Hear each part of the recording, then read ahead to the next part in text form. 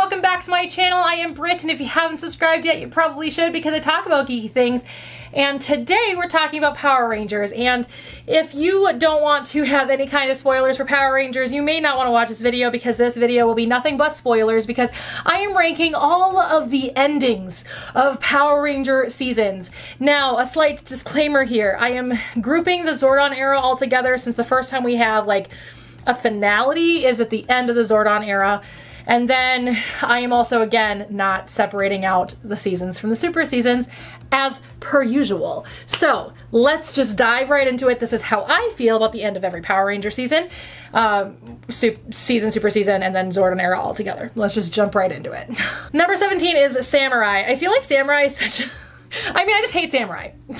Right, we're well aware of this by now. Basically everything Samurai is at the bottom of my list because everything about Samurai is atrocious. But specifically with the Samurai, I feel like it's just such a cliche ending. It's they defeat the bad guys, and then after they defeat the bad guys, they all separate and go their separate ways, and they kind of have this weird little, instead of showing what the what they're doing, they're telling. And if you speak to anybody about writing in any way, shape, or form, showing is always better than telling. And so they're all just standing together and being like, so what are you gonna do, Emily? What are you gonna do, Mia? What are you gonna do, Jaden? Like, that's... everything about Samurai is terrible. I don't like it. It just isn't good. Though I will say, the reunion of Bulk and Skull makes it a little bit happy in my heart. But that's about it. Number 16 on my list is Ninja Steel for a very similar reason. One, Ninja Steel is pretty bad in general. But the ending itself just felt very cliched. Again, they beat the bad guys. Hooray! This one's a little bit higher up because I felt like it was a little less cliched with how they ended the characters. So, you know, you've got Monty, who finally gets his 50th trophy, which he's been searching for, basically trying to achieve by cheating most of the season, or all of the season, the whole time, but cheating most of the time.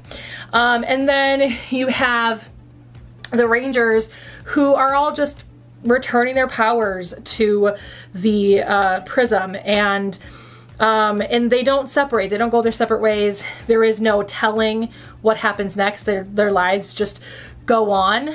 And Mick decides to stay. So, I mean, I feel like it's better because I feel like it was better produced, but it's not much better. It's not much better. Number 15 on my list is Megaforce. This should come as no surprise. I have an hour-long video on my channel all about the last episode of Megaforce. Legendary Battle was not as good as it could have been. There were a lot of issues I had with that particular reunion episode, but also just ending to a Power Ranger season. I felt like it was very badly produced. Just very, very poorly produced. Just in general.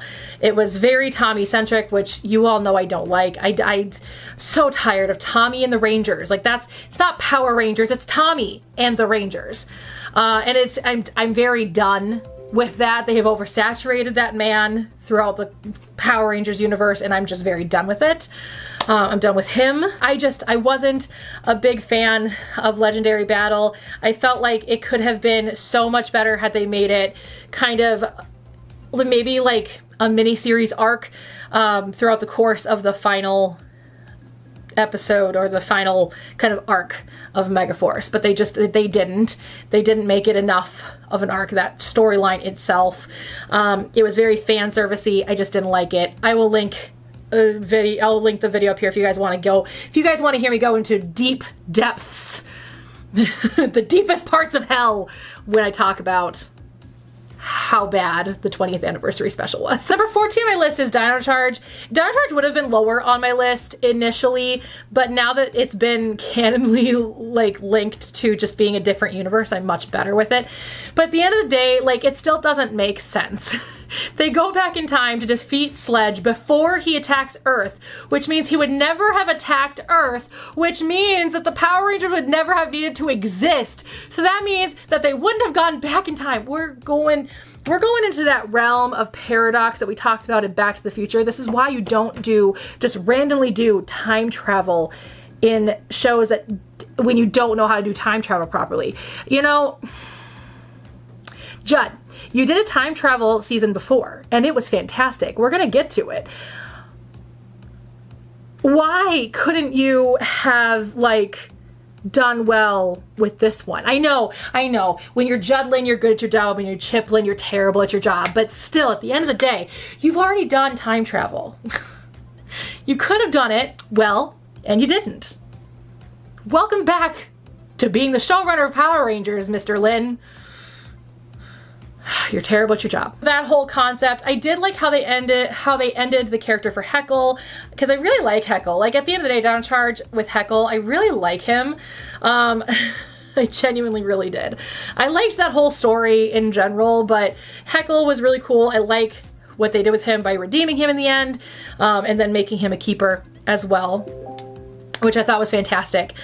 But yeah, the whole concept was just very poorly done, because the concept was bad, because time travel comes with a lot of paradoxical issues, and they created one and then just didn't. So. Number 13 is Operation Overdrive, and much like Samurai and Ninja Steel, I felt like it was kind of a whatever ending. Like, they just completed their mission. They defeated the bad guys and got all of the stones back and whatnot, and then they all went their separate ways but planned on remaining friends. I just left it a little bit higher because I just like Operation Overdrive better than other seasons. That's about it. I struggled with these bottom ones because I was like, which ones do I hate less? Anyway, yeah. Let's just get to the ones that I liked, like the next one. Number 12 is Lightspeed Rescue, and again, this one was more like they just defeat the bad guys, which, I mean, all Power Ranger seasons are, they defeat the bad guy. Like, that's the end of a Power Ranger season. So all Ranger seasons end like that, but it's how they go about it. And I felt like in Lightspeed Rescue, they did go about it in a really great way. I know, it was shocking. I actually said something positive about Lightspeed Rescue. I don't hate Lightspeed Rescue. I dislike a lot of its production value. And as somebody who has studied film and has been a producer in movies and things like that, the production value means a lot, and I just feel like Lightspeed Rescue is very poorly produced. Very poorly acted, very poorly produced, very poorly written, very poorly directed. Basically, all aspects of production is terrible.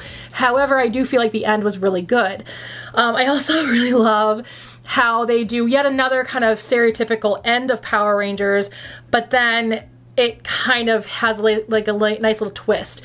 So in a lot of other Power Ranger seasons, like Ninja Steel, as we talked about a little bit earlier, they're all giving up their powers. You know, they all hand over their powers back to the captain, and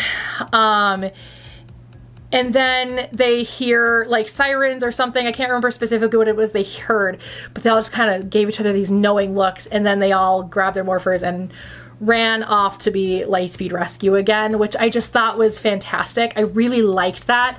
It really took a nice little spin on the normal Power Ranger ending of having to give up your powers, being done with being a Power Ranger. It kind of made them feel like, well, we're not done. We're not ready to be done. We like this. So I really liked that ending. I know, shocking. I said something positive about Lightspeed Rescue. I can do that, you know. There are things I like about it. Number 11 is Jungle Fury. And the reason why this one is so low on my list is just because there are seasons that end very similarly. Like, for example, Ninja Storm ends very similarly, but I felt like Ninja Storm's ending was more poignant than the end of Jungle Fury.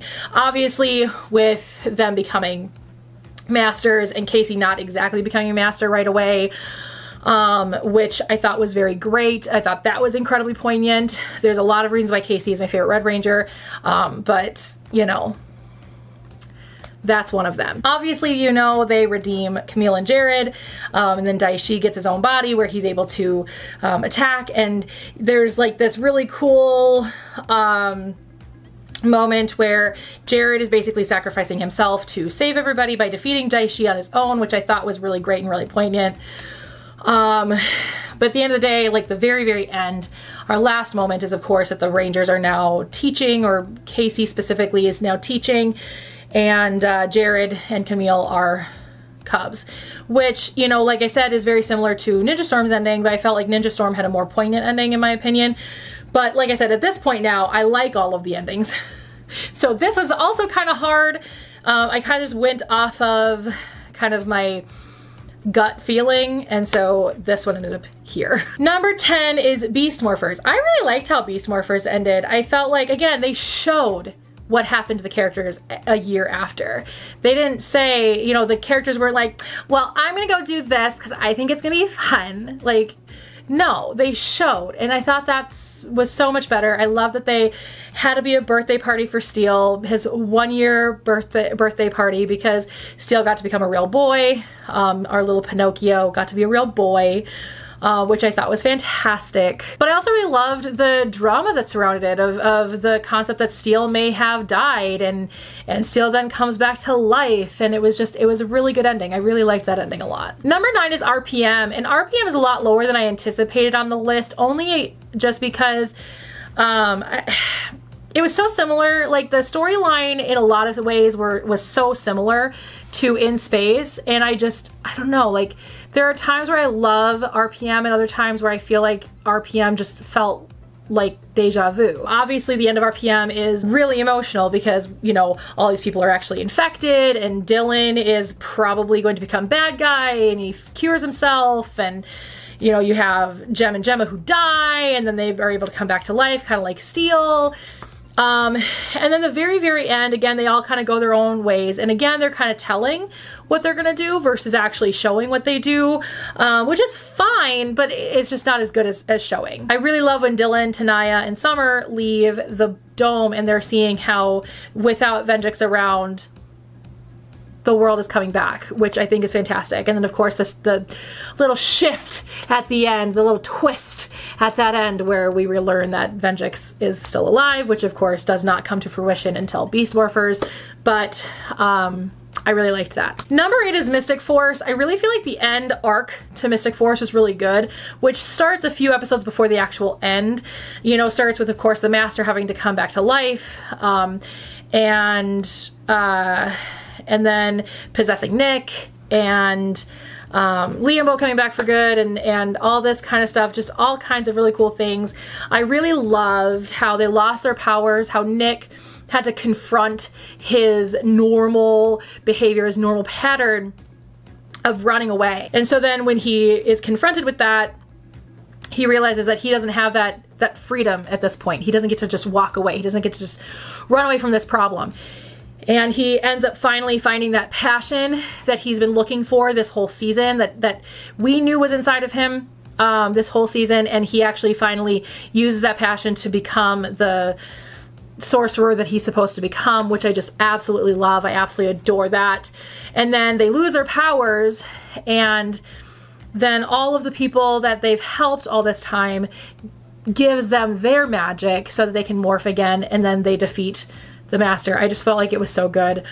I loved at the very end when Nick and his parents decide to leave Briarwood altogether and be a family. I just thought that was so fantastic as well, to go and catch his adoptive parents up about his biological parents. Number 7 is Lost Galaxy. I have one major issue with Lost Galaxy, and that was the revival of Kendrix. I just felt like that really cheapened her death. Her death was so cool and so important that kind of reviving her in the end was, I don't know, cheapened it. It bothered me, but I really loved kind of the sacrificial aspect to it. I really, really liked that. I really felt like, you know, Leo staying behind to fight Trakina, and just how tattered and torn they all were. Mike sacrificing his powers to get everybody out of the Lost Galaxy.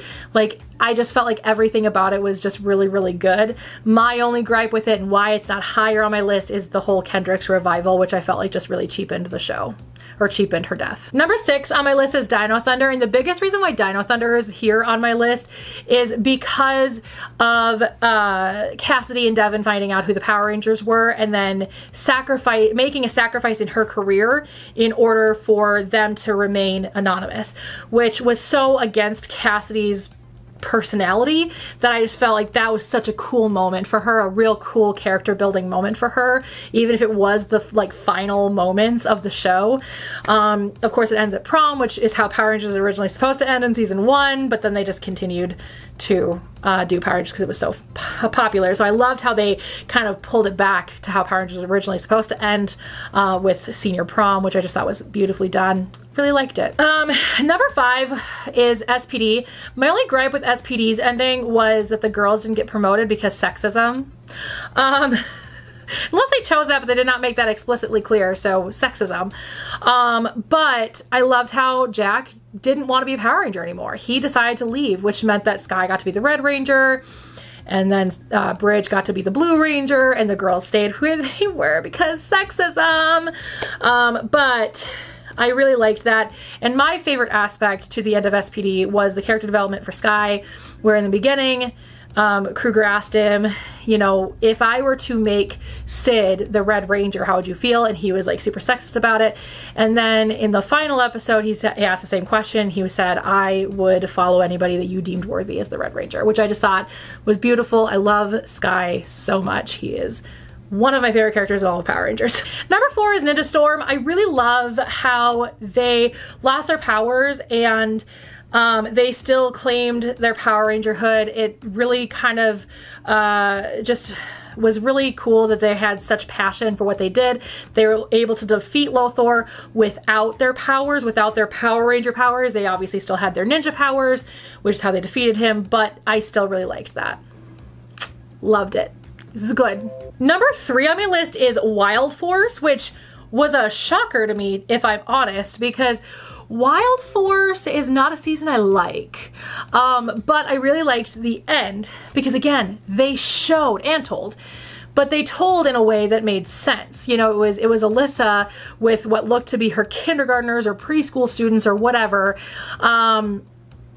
She was telling them the story the whole time, which I thought was such a cool ending, that this was a story that Alyssa was telling. And quite frankly, you know, the kids obviously were thinking it was real. You're kind of starting to wonder, oh, maybe it wasn't real at all, but then you realize it was, and it was just fantastic. But I really liked how it ended. Again, it was one of those seasons where they just had to turn in their powers and they went back to their normal lives. I really, really loved the scene where Cole goes to visit not only his parents' grave, but also Adler's grave, and having that compassion for him, even though he did all of those evil things, having the compassion to be able to say that I hope you found peace. Beautiful. Just beautiful. It was such a good ending. While I don't like Wild Force, love the ending. Top tier, beautiful. Oh, my 7-year-old self is so angry right now. Number 2 is the Zordon era. Oh, how wrong is that? I really thought the Zordon era was gonna be number 1, but then when I really, really thought about it, I put all the endings I was gonna talk about down, and I looked at the Zordon era, and I looked at number 1, which you guys should know what number 1 is now. But I looked at the end. I thought about the ends of both of those seasons, Zordon era, and my number 1 pick. And I felt better about picking that one. So number 2 is the Zordon era. Obviously a lot of the Zordon era is nostalgia for me because it's what I grew up on. You know, I watched Power Rangers from pretty much the very beginning. I didn't watch it from episode 1, but I did watch it from the Green Ranger miniseries on. And at one point in August, when it's close to Power Rangers Day, I am gonna talk about kind of my history with Power Rangers, and kind of catch you guys up on my relationship with Power Rangers and how it's changed over the years. But anyway, so the Zordon era is obviously nostalgic. It's also a really big conglomeration of a bunch of seasons. It's all the Mighty Morphin seasons, Zeo and Turbo and In Space. There was something on Facebook that that Lost Galaxy should be considered Zordon era as well because it had a lot of carryover. No, because obviously Zordon's dead. So, but Zordon dies at the end of the Zordon era, which was traumatic for me. You know, Andros gives him a good old spiral saber right to the tube. To save everyone. But I think that was so cool because I love the fact that Zordon sacrificed himself to save everyone. And there's this part of me that goes, well, if he could have done it that way and saved everyone, then what was the point of the Power Rangers? He could have just sacrificed himself at that point. But then I thought about it and I was like, but you want to try everything else before, hey, can somebody just kill me for a second? So I guess he got to be selfish for a few seasons, 6 to be exact. 6 seasons he got to be very selfish, which is fine. You know, self-sacrificing doesn't have to be the first thought. So it's fine. But there is this part of me that's like, but then the Power Rangers never had to exist, because if Zordon had the power to do it from the very beginning, then why didn't he just do it from the very beginning? But again, not gonna be your first thought. But anyway. So Zordon's death was obviously very traumatizing to me as a kid. I didn't like it, didn't love it, wasn't my favorite thing in the entire world, but it happened and I live with it to this day. I still think about it and still am sad. But also just the whole build up to In Space was so cool. Like, I talk about that a lot with my friends, that I'm like, Turbo was such a terrible season, but at the end of the day, the end of Turbo was so cool because it was basically just an elongated setup for In Space. That the first 2 episodes of In Space are actually the end of Turbo. Same kind of thing with the Alien Rangers. I mean, essentially the Alien Rangers is just set up for Zeo. But still, I just really liked it, and I really liked how it really came together. The only thing I would have changed about the end of the Zordon era is I would have brought back all of the original Power Rangers from the very beginning to that point. I think that would have been a much cooler moment, like the whole I'm a Power Ranger kind of situation. I mean, Bulk and Skull still could have, you know, run it, and all those other people could have joined in. It could have been the exact same, but instead of people all of a sudden just jumping in, it could have also been then the actual former Power Rangers being like, nah, brah, I was actually a Power Ranger at one point. And kind of being in that place. I know a lot of people have said that they wish that Tommy and Jason could have been the one to kill Zordon instead of Andros, but I think it was important that it was Andros just because he was the leader. He was the Red Ranger of that particular season, so I felt like that was fine. But I still wish the other Rangers could have been at least involved in the final season or in the final episode. In Countdown to Destruction. I wish they could have been involved in that. I felt like that would have been a much more poignant ending. The separation that was supposed to happen for Andros and Ashley was obviously really traumatic also, because like I really liked those two. It was the first time really that I really got into a Power Rangers couple after Tommy and Kimberly, because I never really got into Tommy and Kat, if I'm honest. I mean, I'm fine with them, like I get it, it's fine, but like when I was a kid, I really didn't see them in a relationship at all, and I really didn't see chemistry between them. I still don't really see chemistry between them. Like, there was a lot more chemistry between Jason David Frank and Amy Jo Johnson, but that's just me. Not that I ship those two, because like Kimberly's a jerk. She broke up with him in a Dear John letter. Like, I wouldn't want him to go back to her or anything, but anyway.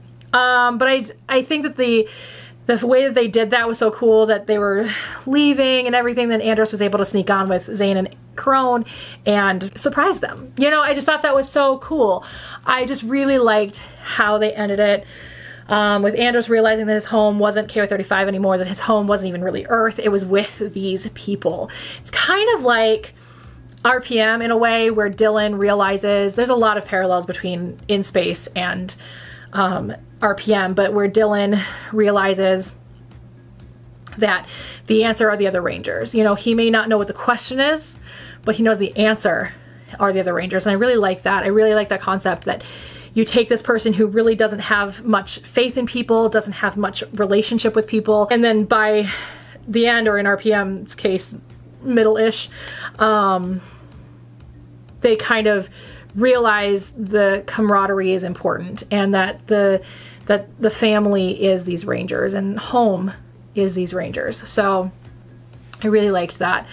It was a really good ending. It was supposed to end the entire series of Power Rangers. It was never supposed to go on past In Space, but then you know, In Space saved the franchise. So thank you on end of the Zordon era. But the entire Zordon era is just so good, but the end of it just made it all worth how bad Turbo was. Anyway, number 1, if you're paying attention, is Time Force. So the end of Time Force is really cool. From like the beginning of the final arc, when, you know, you have all of those time portals opening up and destroying the city, and then Wes essentially just sacrifices himself in a way by sending the other Rangers, the Rangers from the future, back home, and Eric nearly dies, gives Wes his morpher. Obviously, we know that in the Sentai, Eric's counterpart not so lucky, but Eric got to be lucky. Originally, they were actually apparently going to kill Eric off, but then they decided not to. They backed out from that. And I'm glad, because Eric's my favorite character in that series and one of my favorite characters in all the Power Rangers. So the Rangers from the future come back right in the nick of time, and they start, you know, they defeat all the bad guys.